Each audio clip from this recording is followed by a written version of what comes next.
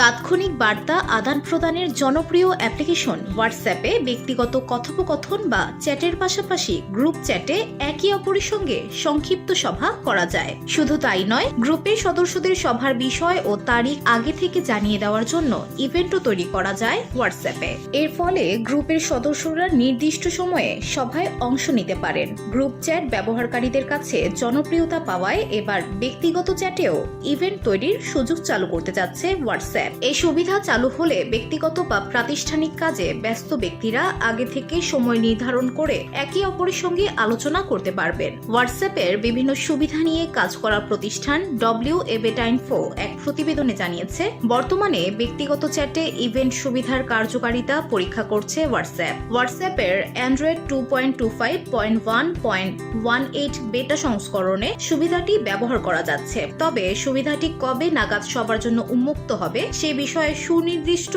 কোনো তথ্য জানা যায়নি।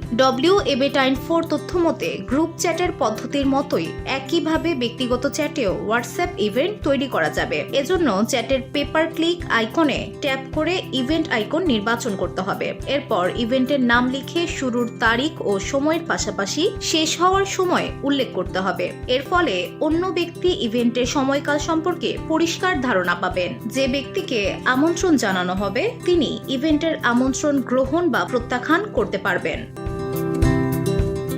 VOD Bangla news desk.